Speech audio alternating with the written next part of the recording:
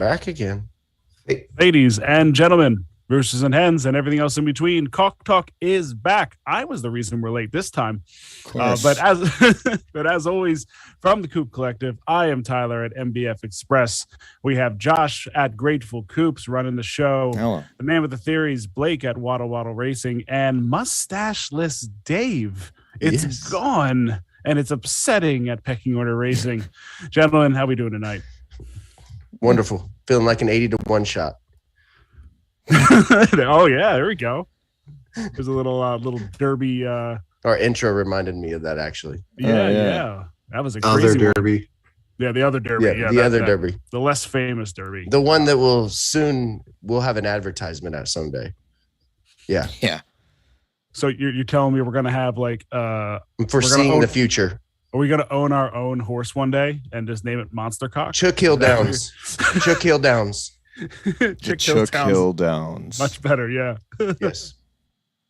That works. So we had an AMA this week. We got some deep info and some extensive talking from the head honcho himself, Apex. Yeah. That was fun. Minus Deli was feeling a bit under the weather. Yes, COVID. Rest up, Deli. Hope you're doing okay now. Look forward to hearing from you next time for sure. Don't worry, Apex didn't spoil too much without you being there. But yeah, we can get into that a little bit. Of course, obviously that's the topic of the week. Racing a bit slow. Tournament wrapped up. I know Josh and I walked out with some top 10 wins.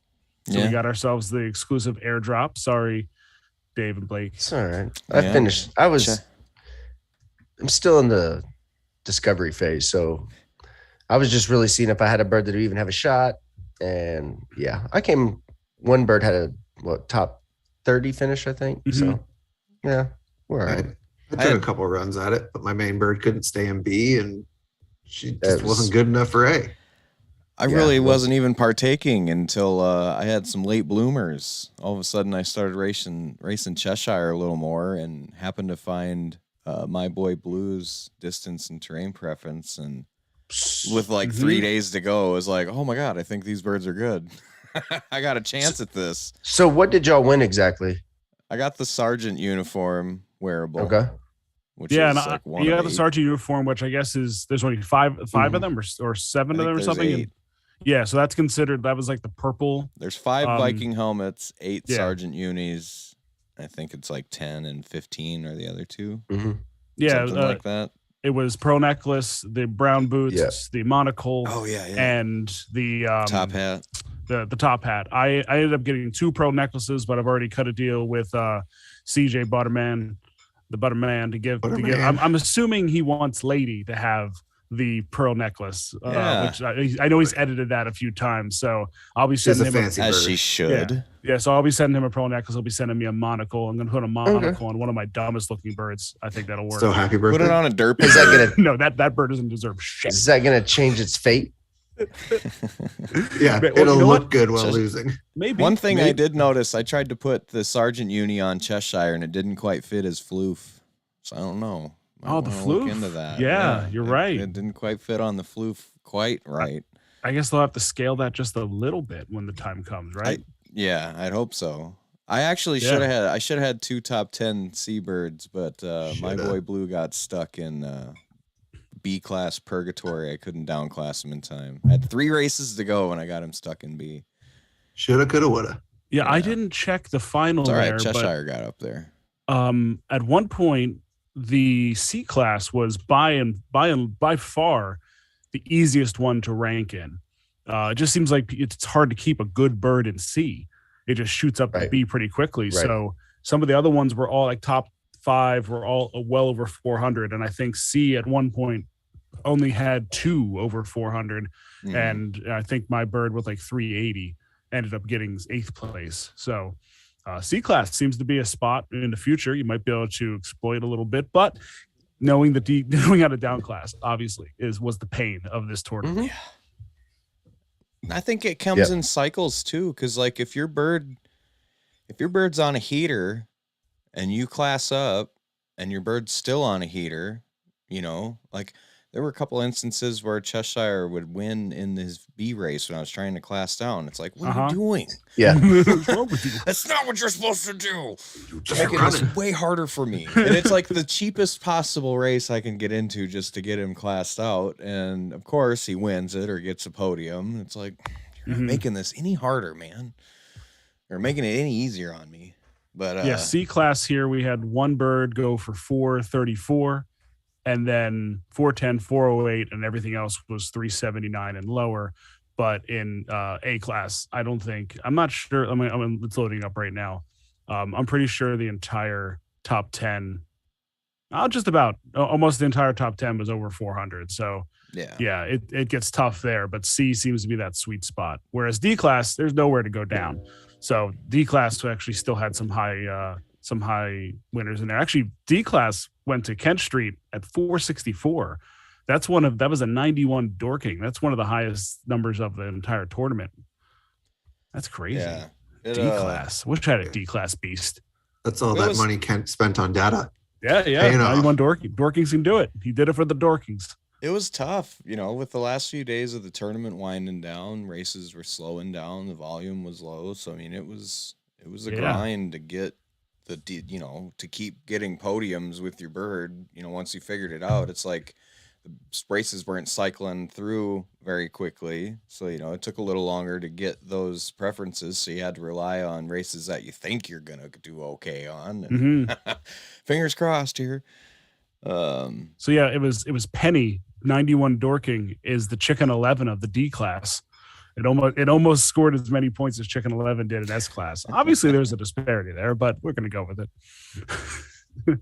So Wamola says, Sploosh made a good point. Do you think DT changes per class? I'm going to say here, I got to answer this because I think it's scaled, meaning if you're a 91 and you're running on your top track that you've got, but then you're running against a 97. Once you make it up to B class, same distance and terrain, that 97 could be their middle track and still beat you. Right. So it's scaled. I don't think it's going to change. I think that if it's dependent on what class you're supposed to be in. I think that's the bird you're going against too in the races too. A lot of that is. 100%. Yeah, like that 91 Dork on its best track is still, the best possible 91 Dork.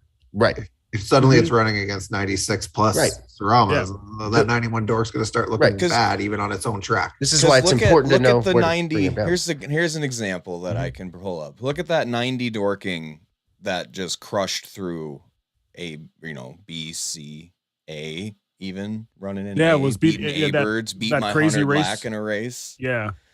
I mean, that bird was strictly if you look at its stats, it was pretty much mostly ran on dirt. And it did well in almost all. And I bet you, if you even look closer, that it's probably even more specific on one distance of dirt was better than any of the others.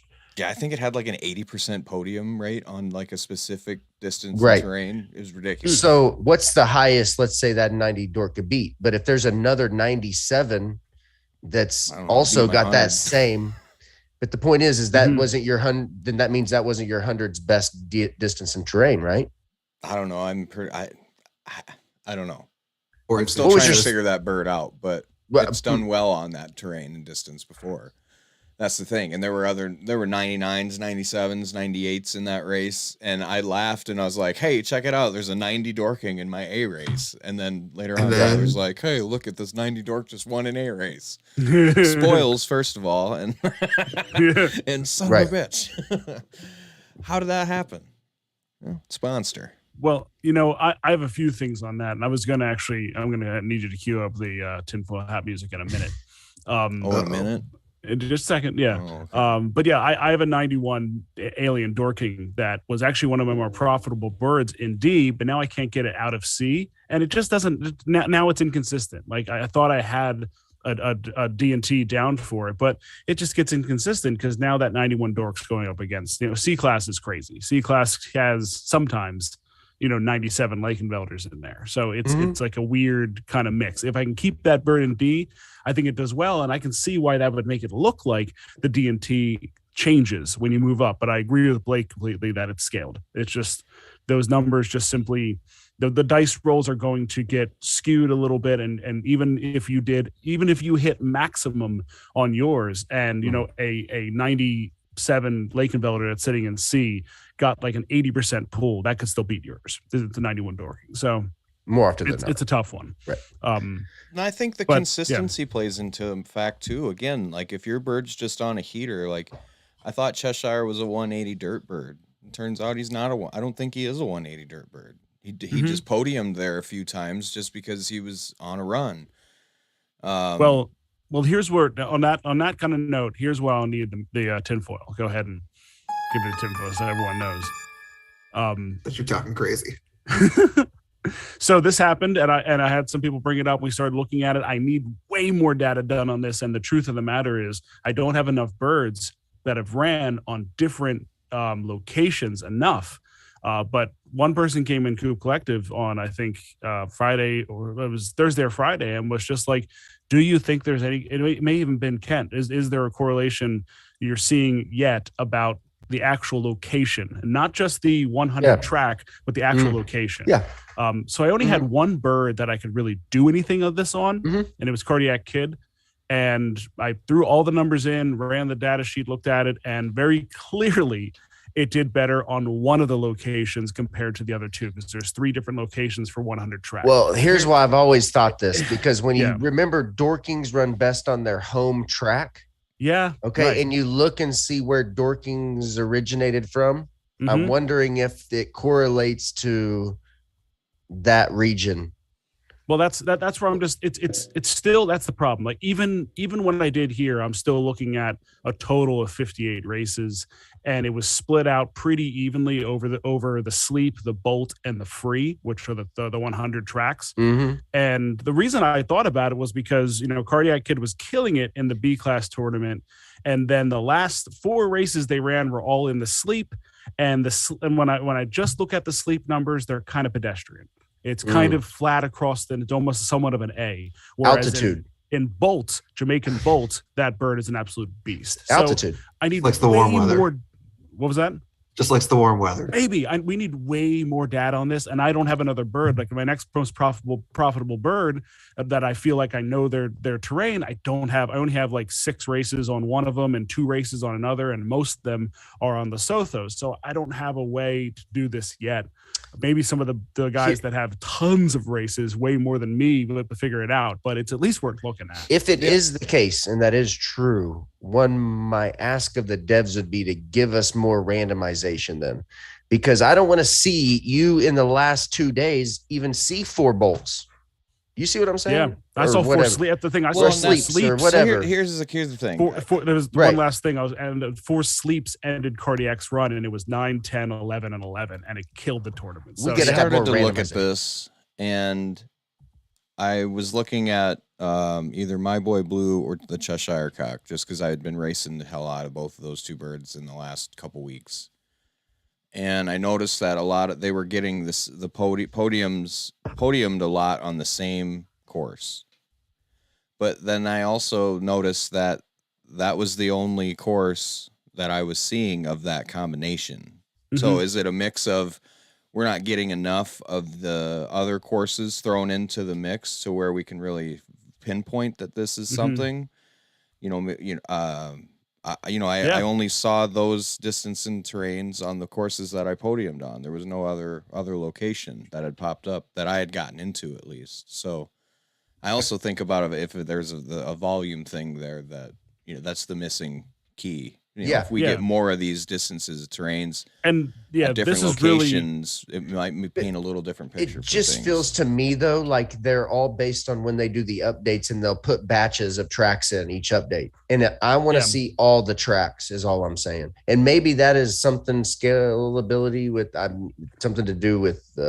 I have no idea. Maybe it's way over my head, but that's just if tracks do matter, we need to see a big randomization of the tracks when they pop up, of course, based on when they fill and whatnot. But because this is the problem I would have if this tinfoil theory proves real, what happens when your bird has a distance, terrain, location blend of the three that they like, that is a race that is only available in high stakes.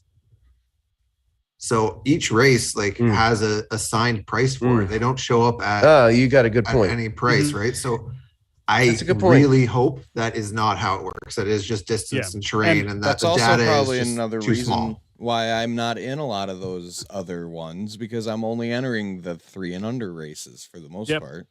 Well, in this case, I just wanted, just for the sake of it, just to show how small that this data is. I have 24 races in the Jamaican Bolt, and I have 22 races with the same bird in sleep. So that's still it's enough to make your eyebrow go up, but it's not nearly enough to have any kind of strong conviction on. We saw that during the tournament, it was pretty steady entries at some days for sure, right? And when I had them filtered out under $3, I was seeing a lot of the same things, and then the next day I'd see a lot of the same different things, and it would change daily. It feels like when they do the updates, like I said, they're throwing in a new patch of tracks. You know, and taking out the old set. Here's the other thing, though, and Ross kind of brings this up, adds and subtracts value to certain birds. If this does prove true, that birds are better on a specific, location, think of those birds that are good at those high stakes races and those high stakes locations, and think of what kind of added value that if once you unlock that and know that, Yeah, think of the outcomes you could have with some birds that you wouldn't think maybe were as good as you thought. Yeah, it's good in the $150 race. So you think you've got your 160-meter track bird dialed in, throw it in the high stakes, and it's like, oh no, it doesn't run in the southern hemisphere. Well, never know. So yeah, it's tinfoil, and we definitely need more data on that one, but. Still just something fun to look at, if nothing else, during this time, just to make sure, because, if we're going to flow into the AMA, and we probably should at this point, one of the more interesting parts of the AMA that was when Apex was just saying how complicated that data is for these races. So, it's, and I know we want to think it's simpler because it just makes our brains not hurt as much, but I really do believe that what they've crafted here is quite complicated, and I'm not sure if there's ever really going to be a true break of this stuff. Right. Yeah. Yeah. So segue. Should we start getting the AMA now? Sure. Yes. We could start talking about that. What do you got, Dave? What are you going to say? What do I got? No, I was saying that we should jump into the AMA. He was agreeing. He was agreeing. I agree with the bulldozer. Jumping in, going to bulldozer. Just about to come in hot. and while we're at it, because Crazy J just dropped it in, the D3 guys have a 24/7 stream that's always showing some type of chicken derby race, and it seems like he has the cock talk on it right now for the 27 stream. So that's pretty cool. Awesome. Those things do really well. They always get people popping in and looking at it, and people find that kind of stuff on Twitch or on YouTube, and they just are just searching through weird shit. Next thing you know, they see a 24/7 race just running across. So we're 4 of our ugly mugs. Yeah, and unfortunately, the night we're actually not racing. Not racing. It's okay. We got an AMA to talk about. Yeah. We do. So I listened to the AMA and I took a Cliff Notes version of things and tried to follow along as best I could a second go around and get it fresh. For the most part, the devs were pretty happy about the tournament and how that all turned out. They loved to see it. The engagement was up with everything. They did note that they have distributed out all of the wearable prizes. So if you have one in the tournament and were getting one of those prizes, make sure you check your hidden tab in your wallet and see if that is there. If you didn't know that you got it yet.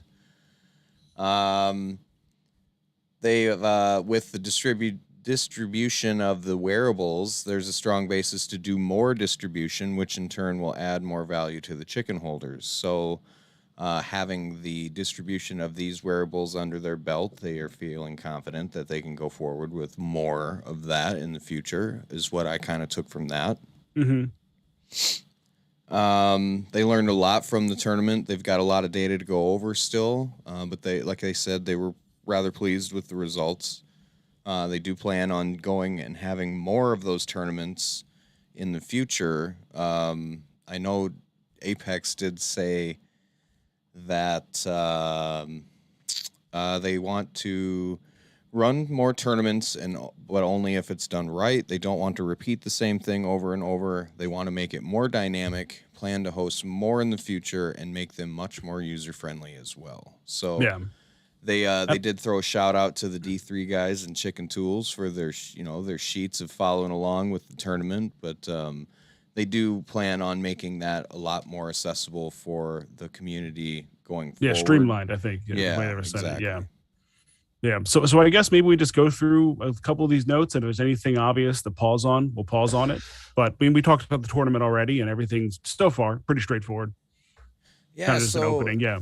I mean, I think like one of the bigger questions that a lot of people like outside of the community have had is like the win scholarship. Apex did comment and say that he's on board with the scholarship idea. That they've got the idea of the renting system out there, and that this is more geared towards the passive holders that they do have. He did comment that there are 6,000 6,000 wallets that hold chickens, and we see the numbers every week in the dev blog, and the big thing is they want to figure out a way that they can get those the passive wallets compared to the active wallets more engaged with the game, and the scholarship and renting program will get those people more involved and get them the value out of the project that they're holding it for. We could probably stay here a minute because I think this is a big one. Because I believe it's only 1,200 wallets have raced a bird. I think that's the number around the number he threw out there. So and here's another thing. Yeah, Tyler and I were talking about this last week. This is a number I'd like to really get your head around. While the tournament was fun and the tournament had a lot of the volume of races seemed to have picked up, only 137 people raced 30 birds in that tournament or completed the tournament with the full 30. Raced a bird to 30 races. Yeah. Correct. 137 wallets ran a bird to 30 out of 6,000. Out of 6,000. Yeah. Just think about that for a second, and think about how when this scales out and gets crazy, how fast those races are going to be pumping. We're going to remember the days of when we had a time to look up and see what birds we wanted to enter. Yeah, I feel like you could pick and choose. Feel like you could, be like, oh, and then go to my notes and check and see. Yeah, I remember the early days though too, because it was like that for a while. It was, yeah. So this is I love the fact that they are embracing the idea of the active and the passive user, because as someone who grinds the game, it's a grind. Like to get all this out there and throw the money in, like it's a grind to pull that off, and not everyone has the time for that. I mean, let's just be real. And even as fun as this game is, there's a lot of people that want to play it that don't have the bags of all these bird owners. And that's the easiest way to look at us and say, hey, you got in early, you own these birds, and now you can flat out just do something with these birds and get a passive income without really having to do anything. You bring up a good point about the time and the grind, right? And that's why I think the birds with data are going to be valuable, right? The birds that you can rent or whatever it may be, and that they've got 2 or 3 tracks that they're going to nail it on. Those are going to be have some value. Well, I was talking with Redhead Kingpen about this, and like when you rent a bird out, there almost needs to be some type discussion. Be like, hey, this bird does well here. Check the stats. Look them over. It'll be all out there to find. But telling, especially if you do the combo where you get percentage of the profits back to you, and it's not just a pure blockbuster rent where it's like, here's this for a flat rate. So it's a I think the data more than ever, like I think I want to buy birds now that have data instead of fresh ones, because that's a grind to figure out the fresh one and where they need to go next. Unless for sure that fresh one's going to potentially hit, that it's got some good traits that or maybe high we end, figure something right? out. Yeah, late down the line. That Right. exactly. Yeah. But yeah, I agree. I think the big thing that a lot of people are confusing though as well, like when I see people come in and say win scholarship, our renting system is a lot different than I think they think the scholarship system is going to be set up, and how they'll earn money from just playing the game. Well, you're going to rent these chickens regardless. You're either going to pay a fee or you're going to pay a percentage of race fees, but in the end, you're still going to have to pay to race. And that's the kicker. Like, in theory, you could rent the bird for a week and just spam free races, but like that might get you into the game. It might get you a little bit of a balance. It might get you into a couple paid races, but at the end of the day, it's not play to earn. So it's not going to be kind of the Axie scholarship model where lower your cost of entry, and if you can grind screen time, you can do all right.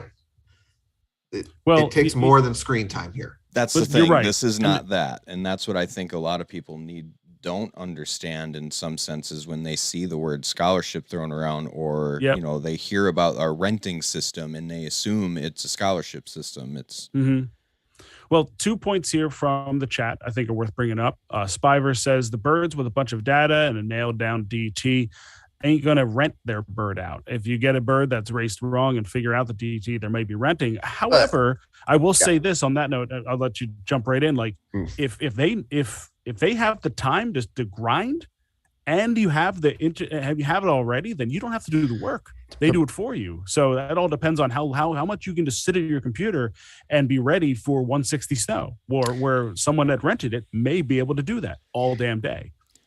My thing is, what do you consider to be a bird that was raced wrong? Unless it has 500 races, you don't know what it is. And then at that point, it's how are you racing it right or wrong? Because you can't race it right or wrong until you have the data. Yeah. You have to have the data, period. And that's the first subset of anything. So what did I say, Tyler, the other day? Aren't there like 42 different distance and terrain combinations? And we were talking about like to get proper, to even 20 think that you kind of have proper data, 100 races on each of them, in my opinion. Yeah. You're not even going to start to see something until like 4,200 races. Yeah. Right. So there you go. Fill the squares at 100. There you go. I mean, that's probably.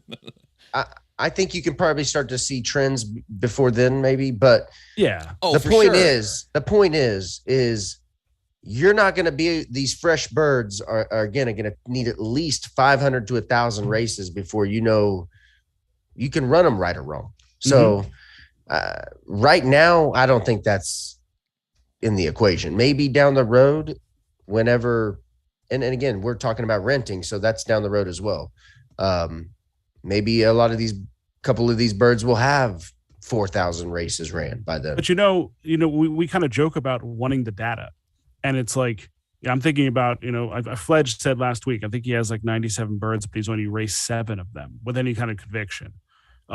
Kent and some of these other guys like JSD, they have hundreds of birds.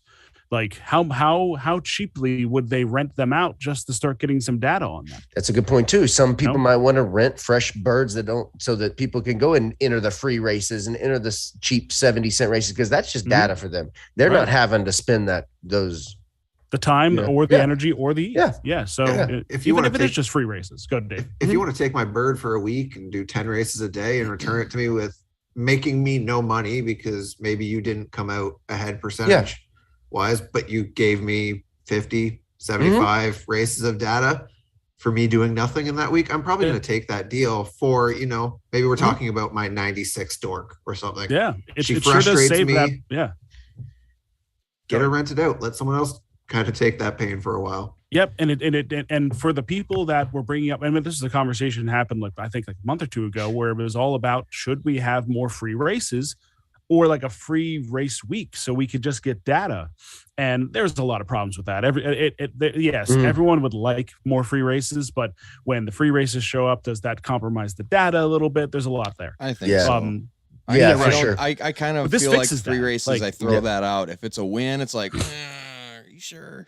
Yeah, but this kind of fixes Let's that look at who problem. was It's in like, this race. If it was a lot of Yeah. good birds, then I'm like, maybe. yeah, Well, one other And- good thing about renting that I want to touch on is it will give somebody new that itch, right? And all they need is that to buy a bird, right? So Mhm. they get the taste. I think that the sooner they can implement a renting facility, the more that this game's going to grow. yeah.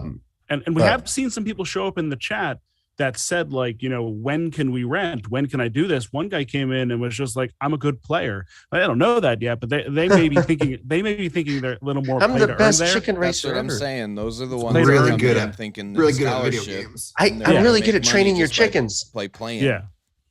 But They're still, not. if nothing else, they can grind out the 88-cent races. It's still, just it's see still yeah. a need money to make money kind of thing. You're right. You're That's right. the thing. This is I true. think timeline wise, if I'm remembering correctly, how Apex kind of laid things out in the AMA, sounds like dev focuses talents now, marketplace next, and then they'll kind of move into the smart contracts that would be involved in renting. Right. Correct. Because Makes sense. those contracts are not going to be easy to rent. I can't even begin to imagine Yeah. what would go into writing them. And a well-tuned marketplace first is going to be, absolutely necessary. Like, it's got to be Right. something they really trust. Well, before and they then do on that, yeah. that's the thing. Like, talent's coming soon. And then marketplace. He actually did comment and say that the marketplace was one of the more complex things that they are creating, and that they feel that the breeding is going to be easy once they get to it. But the big thing is talents, and they did say that all of the easy talents, they have a lot of the hard work already done, and now they're focusing mostly on the more complicated talents.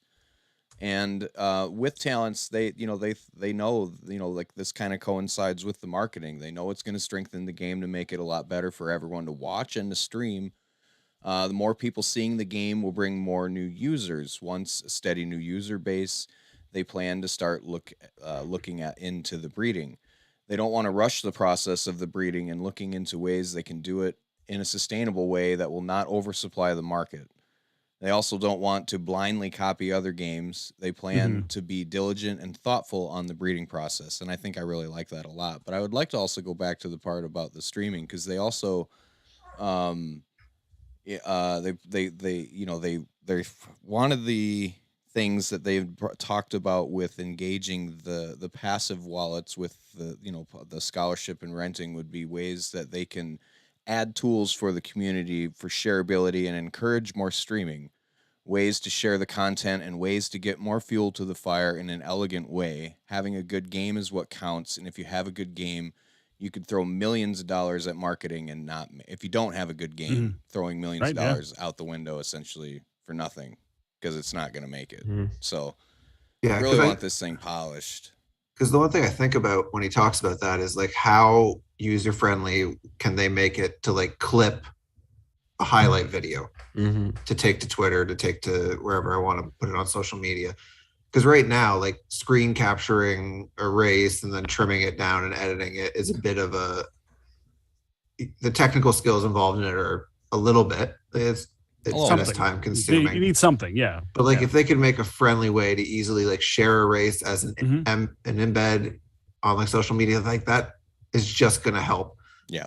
Because, like, we've tried flooding, like, podium pictures to Twitter, and, like, that's fun and it's good community engagement. But a video is another level, right? Like, even like a button that you could take the snapshot of the podium instead of me having to go to the snip, paste, and cut tool on my Windows machine and cut it. Even though it's just seconds, it matters with human beings. Even though it's just seconds, those seconds matter. And if it's just the click of a button and it's there, and it's like, do you want to share this? And it gives you the question at the end. It's like, yeah, I want to share this. I just won. And of course, it's just naturally going to create more people putting stuff out there. The other thing I took from this that I really liked is they're adding more animations to the game that will help the dramatic effect, that will try and make it more fun and more surprising. And we did see that with the ground shaking of the growth talent. They're looking at ways to try and spice that up, to just not make it just some, as not trying to expand and think outside of the box, I guess, is the way I took it. Not just some mundane thing that happens repeatedly over and over. They're trying to add things that'll spice this up and make it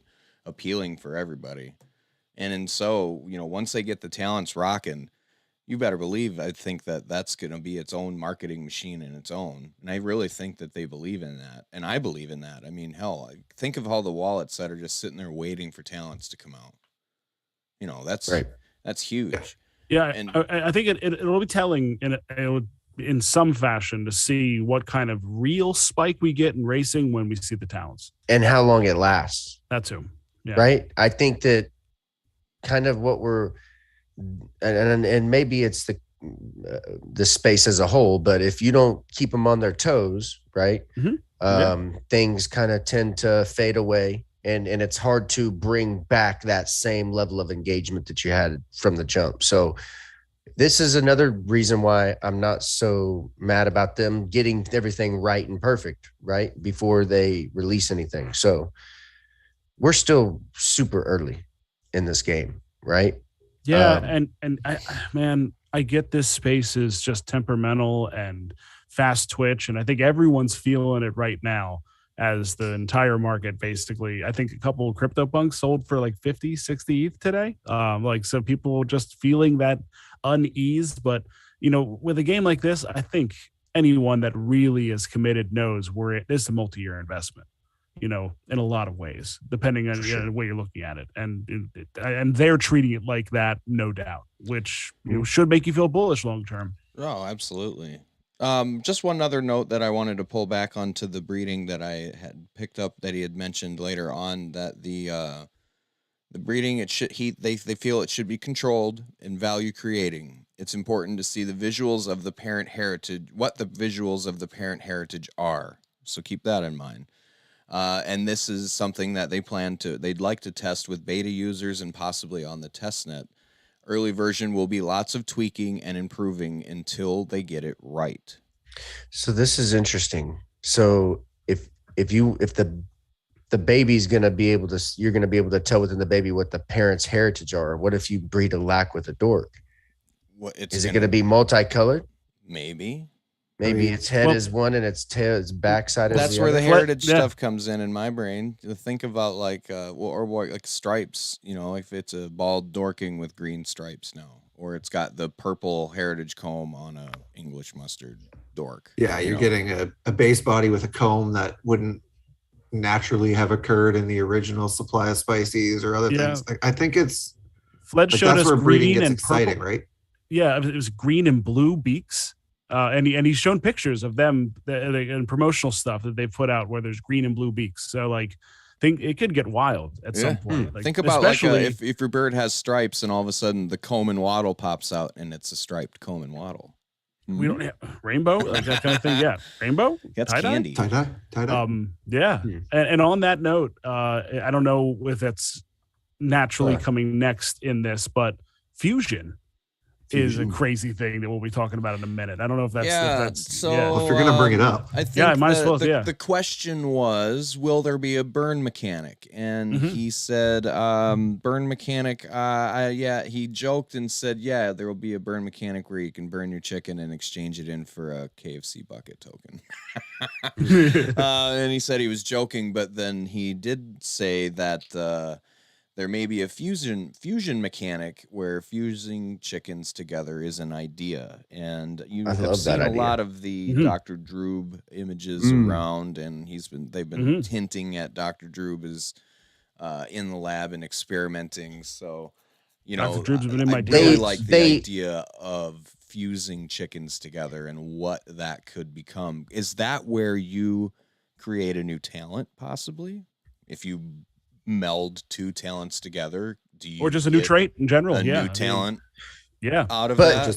Or just two useless chickens become a slightly less useless chicken? Or, you know, do you take it a step further? There you go. Two useless chickens, and you want to get the best out of those two chickens. You know, do you take the perfection? Can you customize it? Can you take the perfection of one chicken and the talent of the other? Let's say you had 90 dorkings, and you fused two of them. And then you fuse that one with another one. And then you fuse that one with another. How much can we fuse? How deep can we go fusion on this? Chicken Derby fun fact for you all nerds out there. Hold on. Chicken Derby fun fact for all the nerds out there. Dr. Droob, in fact, won the 10,000th race. Dr. Droob. But No, you he's bring up a working. good point. These are some good, interesting questions because also, if you're going to fuse, you can't fuse a spicy with a bland. That's not going to work. So I think they're probably going to have to be the same generation. Number There's one, got to be some kind of limitation there. Fletch Something says I he's think. fusing his entire coop into one chicken. and maybe, Attaboy. Fledge Maybe- is gonna bring I- fusion. Is I think Fledge, that- is Fledge the main subject? That bird? I think they should Ultimate lock it. I think maximum fledge. I think every bird should only have one fuse. I also think spicy shouldn't be involved.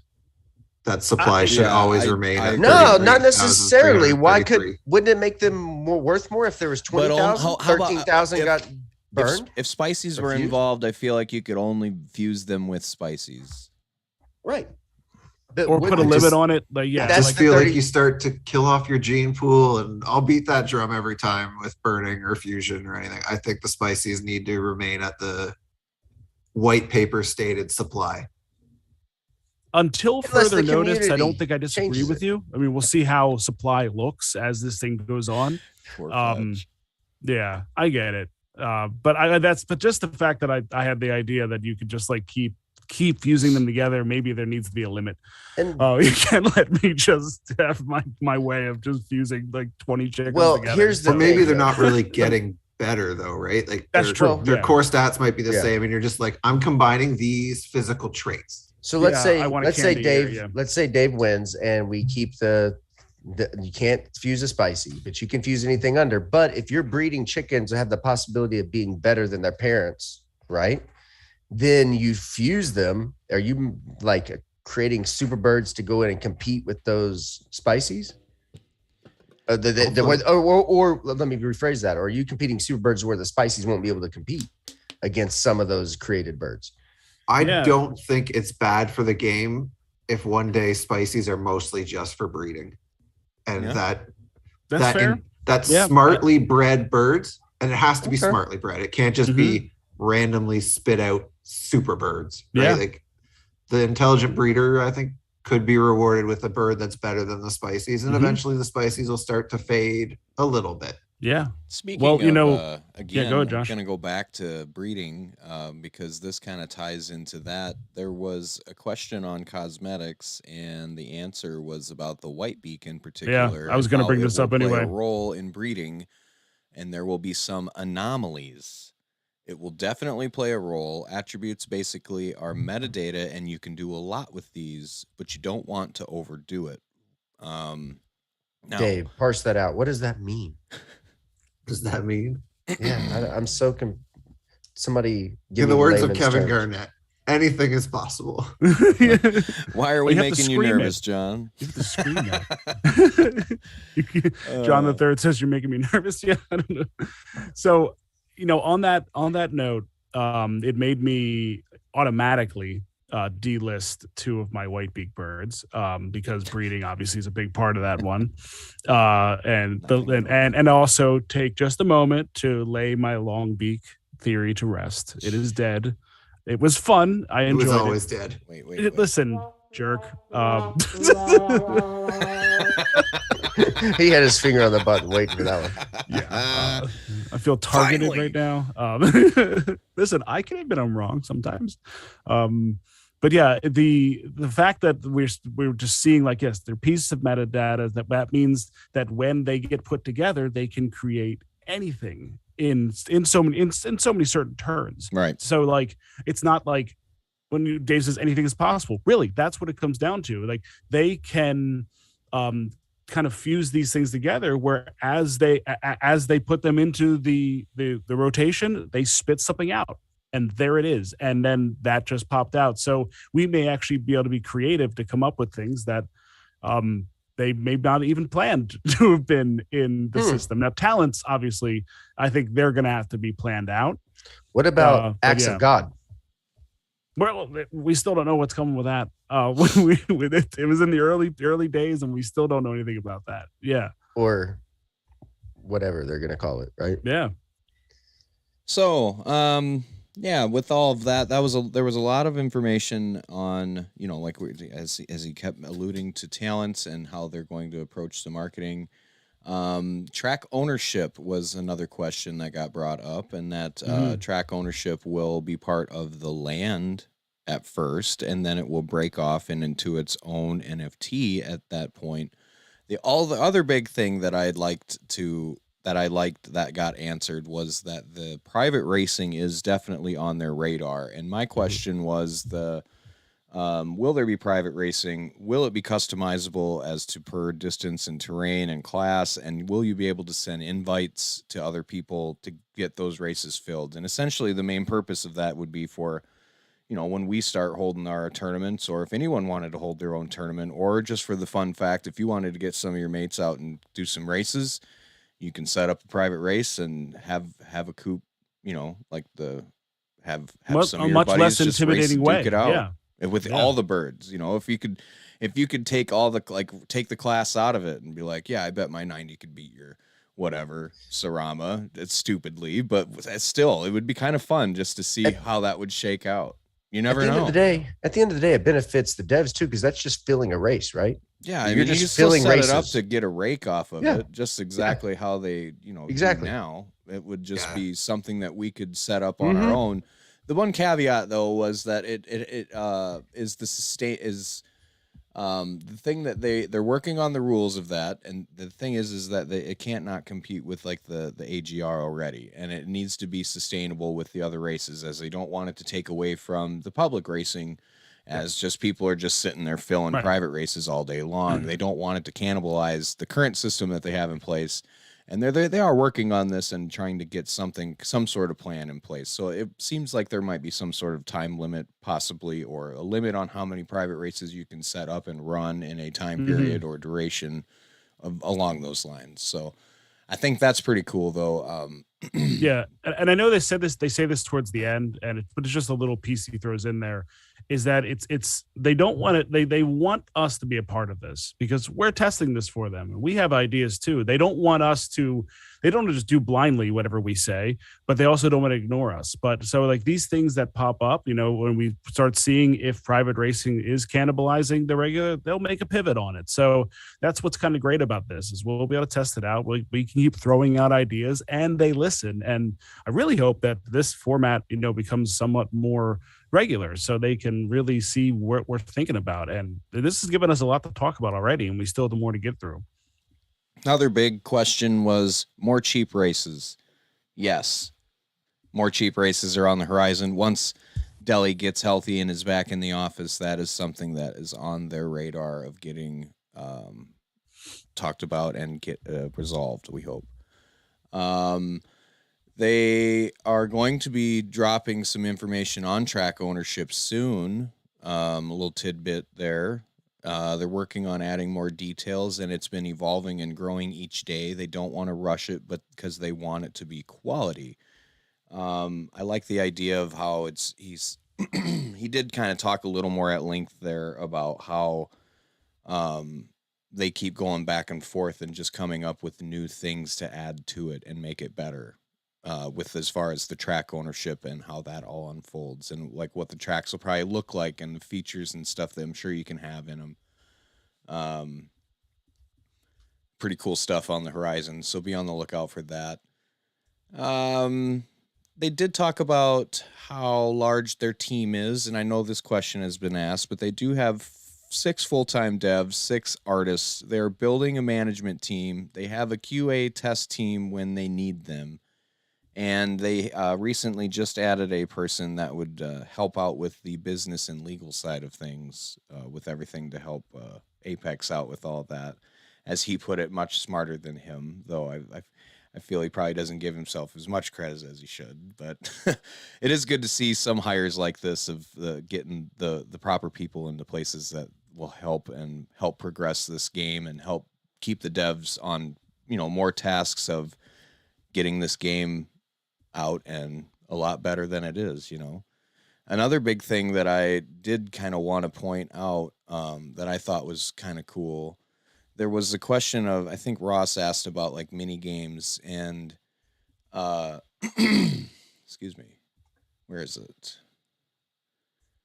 They're talking about how racing will be the core game of the game itself, and how that there will be other ways to play and other ways to stay engaged with the game, but it'll always be a racing game first and foremost. And any changes that they do make to the game in the future, it will have the main core element of the game at heart. So anything that they do they will always have racing of the chickens in their minds.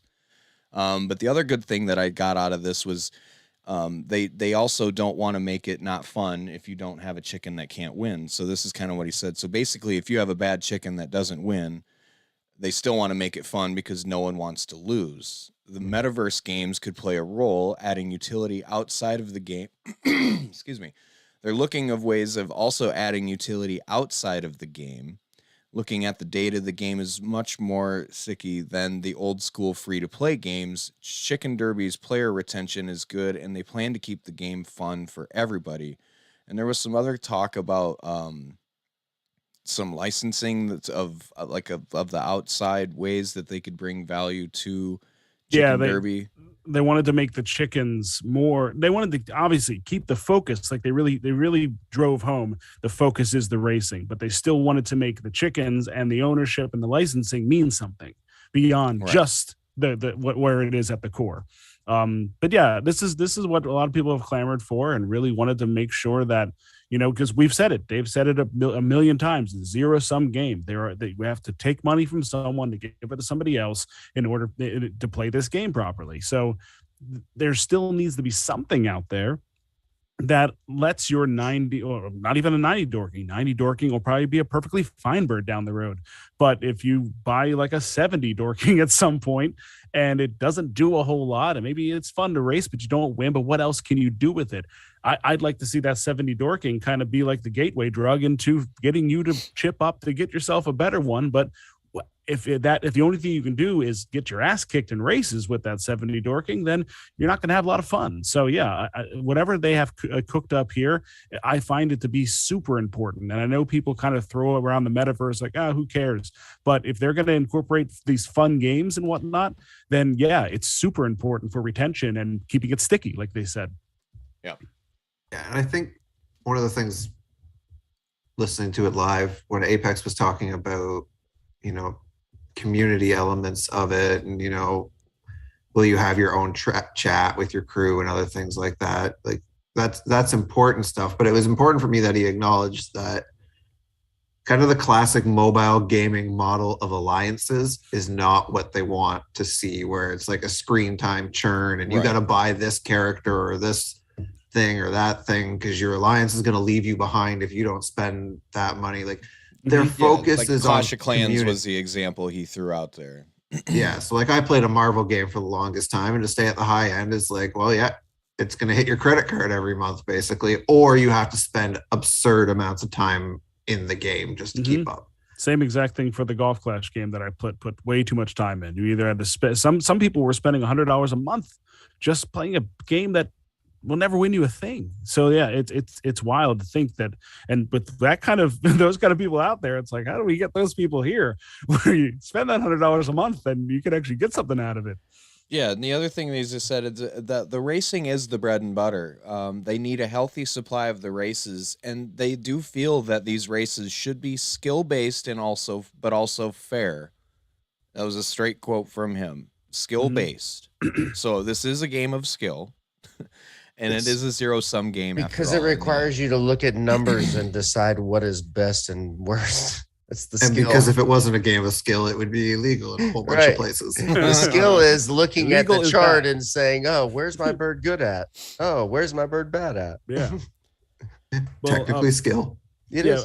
It takes a skill to do that. Fledge's comment is dead on. He says it needs to be like a casino.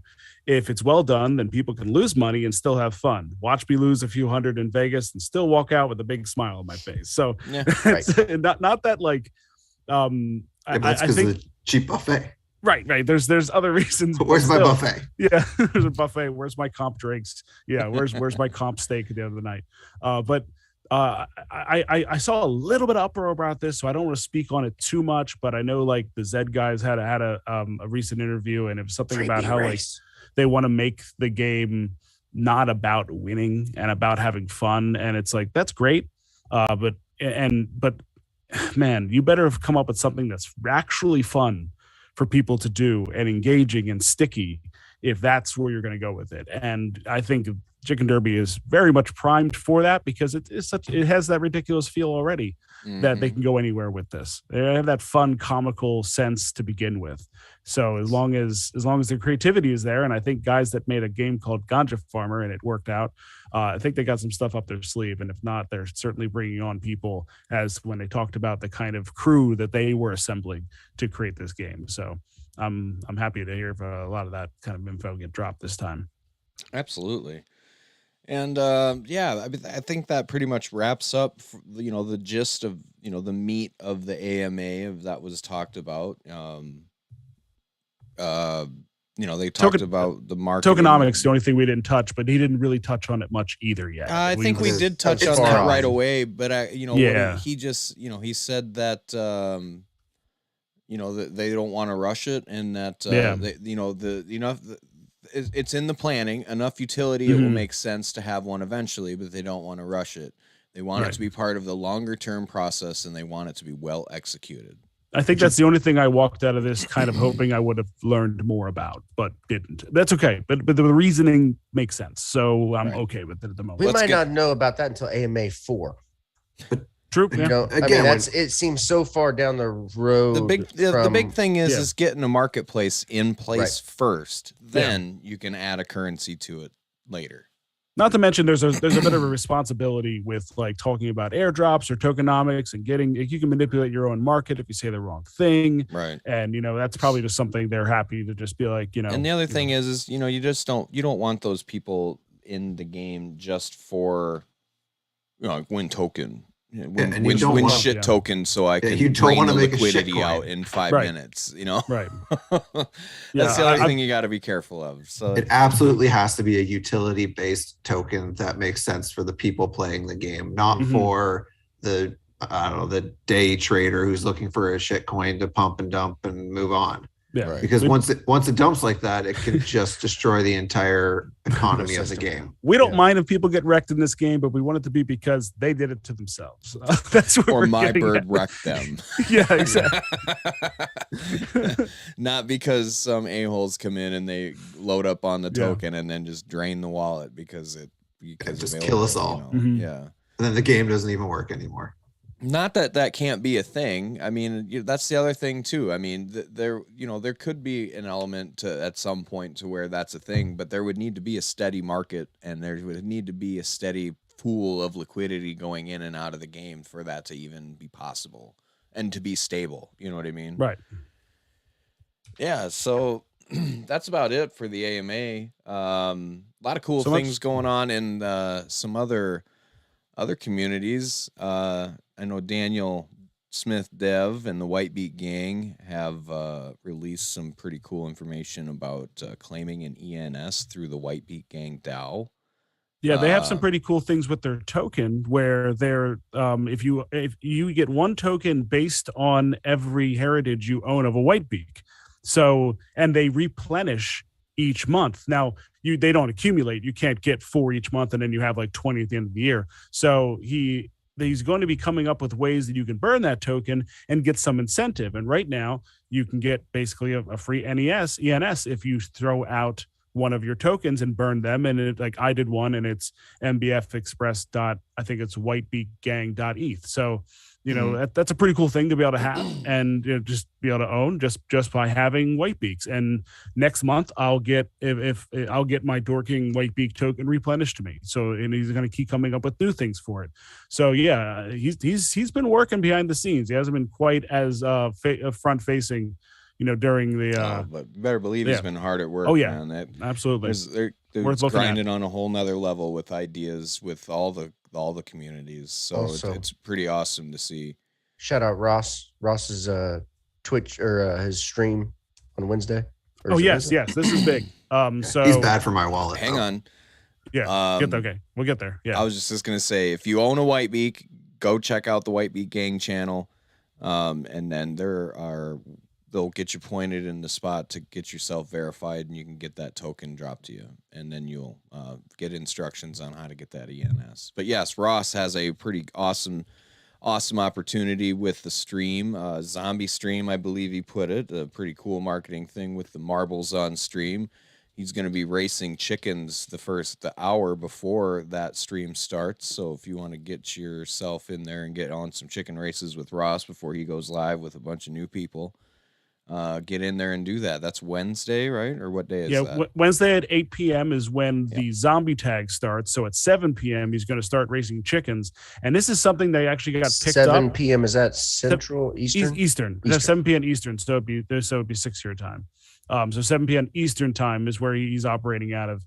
And this got picked up. So it's actually a sponsored event. So he believes he's going to have a pretty good influx of people here. He's thinking maybe close to 100 new eyes show up in this point. So it'll be a nice time. So if we get some, we're always looking for a place to, throw our ETH away. So Wednesday at 7 p.m. Eastern, let's hop in there and get that thing jumping as the newbies show up. And we're going to have to find a way. I know Ross was talking about this. We made one forever ago, kind of like an onboarding video to get the wallet set up. Polly has made some changes. So I think, getting a new one made there. And I think we're going to put together a tutorial again. Josh and I tried that and something went wrong.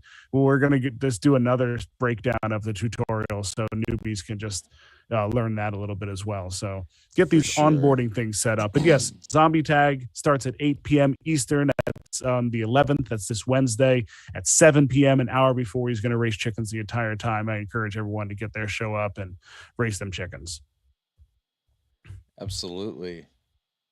ABC's got some pretty cool stuff going on. They got the Where's Rusty, little known person I am draw may or may not have drawn something with that. You draw? I do. Did you draw? You draw something? Yeah, I drew it. It's the cover of their Where's Rusty.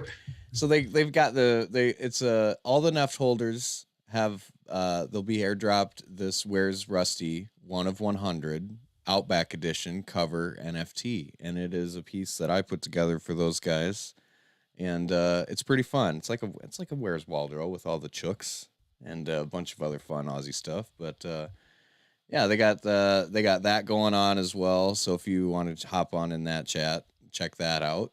Get yourself a Neft or whatever. Now on to us. We've got bingo coming up. Yeah, bingo starts tomorrow. We have the cutoff tonight, and we'll start tomorrow. We've made this one a bit harder. We've limited it to 2 birds, which has stressed out a lot of people having to figure out what 2 bird. I was waving at everyone. I was waving bingo. Yeah, I was like, "Yeah, we got bingo." He's excited to talk about it. I just looked at it. He's like doing this twice. Get off my back, Josh. I'm trying to hype stuff. It's like, are you crying for help? Are you okay? Oh, help! The backhand means I've been abducted. So we've limited it to 2 birds that you have to choose from. We've made it a little bit more specific, and we're hoping this one lasts a week. So it's going to kick off tomorrow at 3 p.m. Eastern, which seems like a pretty good time for everyone around the world. It's reasonable, but I don't think Lauren's going to break this in 2 hours. And if she does, you know what? I might just give her my spot on the show. If she breaks it in 2 hours, she can have it. She probably doesn't want it, but she has to take it. So how about that? There's a threat. Break it in 2 hours. Yeah, she has to sit it up for an hour. These guys are like, please do it. Jesus. So if you are a 548 NFT holder, get yourself into the chat and grab yourself that Google form, get it filled out. You get yourself into some bingo. I think, what is it, a 90? Is it 97 candy cone blue egg? Yeah, nice little bird. But that'll be getting going tomorrow. If you'd like to get yourself a 548 NFT and all of its fun and inclusive perks, you get yourself one of those at OpenSea. Just go to the Coop Collective 548 NFT page on OpenSea and bid on one that's owned by the Coop Collective official, 0.05 each, and you can get yourself into the club. Get you access to tournaments that we'll be having coming up. Obviously, bingo nights. The ever growing stud barn that we'd love to expand on, but times are Times are tough. Josh is like, give it to me. I need the 8th. I want to buy chooks, but we need to sell some barns. So, yeah, tell your friends. We officially ended the barn drive. So that's another thing that we could probably talk about quick, Tyler, is that we did have a barn drive going on. We will be giving away. We'll be spinning the wheel for the bird that we had on the tier 1 for those who did purchase a barn. And we'll be doing something else pretty cool with those birds, I think. There's some pretty good chicks in there, too. We've got some plans wrapped up for those guys. And, of course, we have the with the bingo going on and the Express Challenge, which we are going to start testing out as well. So we are going to just keep pushing these birds into some more fun things, and we'll take some swings and misses, and that's cool. We're going to keep trying, and we're going to keep seeing what's fun, what you guys like. Hopefully this bingo works and we can turn it into a tournament where flat out you can pay a small entry and we go and have fun. And the same thing with the Express Challenge, which could be a really fun thing to be able to get going on Twitter too. So yeah, we've got some things cooking in the fire, and now that we know private racing is 100% confirmed, for all intents and purposes, we're starting to get excited here about the possibilities of what we got cooking. Absolutely. And I talked about this earlier this week. I just remembered this. I've got 2 unnamed birds. I was thinking about letting maybe the community or the chat name my 100 lack. That is risky. Not just any bird. Oh, here comes Poopy McPoopface. Poopy McPoopface. I think there's. Oh no, wait, that's Mr. Poopy Butthole. Yeah, there's a bird out there. You bet. Yeah, that's great. No, it wouldn't even be the worst name in the game. No, I'll find out what one of Josh's least favorite bands are, and then we can just make them named 2 of their songs. Like Nickelback. You big Nickelback brother. fan? That's what his name will be. Hanson brother. Yeah. Just Jim Hanson. Can I retract what I've said? Nope. Can I redact that from the record? It is now canon. The 99 moving walkway, I think I'll allow everybody to name. Maybe Yeah. We'll see. I wanted to, he says the 100 lack. I'll name it John the Third. Okay, name it. Crazy J. Turd Ferguson. You guys Actually, are animals. I wanted someone shared a 97 lizard eye that looks just like Fledge, and if I had the money, I would have bought it and named it not Fledge. I wanted to name it fucking Fledge, or but Fledge obviously sucks. can't do that. Or Fledge sucks. That was Not the one that I Fledge. said to Josh. Fledge sucks. No, I don't think sucks is allowed though. Not Fledge. That's a Love good you, one. Fledge. Okay, so then just make an eggplant emoji, Fledge. Yeah, there you go. Dick Fledge. That sounds weird.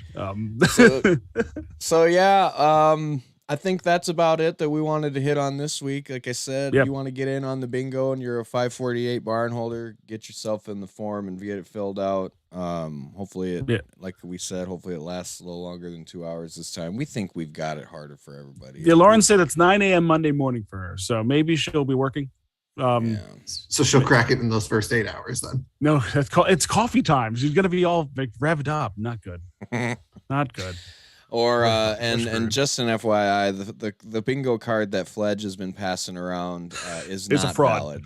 It's a fraud. It's a fraud. As he says, a tribute to the greatest. That's subjective. Do not let Fledge snake oil you into those. Especially if you start selling them. Correct. So yeah, that's the show this week. We're gonna wrap it up here. I think How much for a the short AMA show? was really fun. It was short.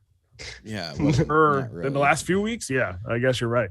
I think the AMA went really well, and they do plan on getting on more shows possibly. Which shows? They did little plug at the end. I did Confirmed. throw out that cock talk will be waiting for you guys, and he said, "Yeah, I'll be getting on there." So We've been this close. We just need the right time for it. I've been asking since Christmas or before Christmas. Like, you Well, guys it's need just- to come on the show. Guys, come on the show. Get you on the show. The community will love it. We need to get you guys on the show. They're busy. When you They're guys busy. coming on the show? You and Deli, come on down. Ooh, John the Third. What place did Fledge get in the tournament? I forgot already. Not first. Not at all. Womp womp. Savage. You go But just yeah. play with your pearls. be on the lookout for any announcements coming up this week from us. Like I said, bingo starting tomorrow. Other than that, yeah, we'll be on the tracks. Hopefully we'll be doing some more racing next week. Hopefully we'll get Deli back in the office. Hope he's feeling better, bud. Get well soon. And yeah, from us at the Coop Collective, I am at Grateful Coops in the Coop Collective Discord and the Chicken Derby chat. Yeah. I have Fledge wants MVF hair. Express playing with his hair above me. Fledge wants the hair. I'm giving him the hair. Dave is flipping his part over. I got just mocking Tyler racing over here. Blake, give him the hair. Perplexed, not knowing what's going on. Got that perma sunglasses from the sunburn he got today. Yeah, that's the longest outro I think I've ever had. Nailed it. Okay. Bye. See ya. Wrong one. White meat gone.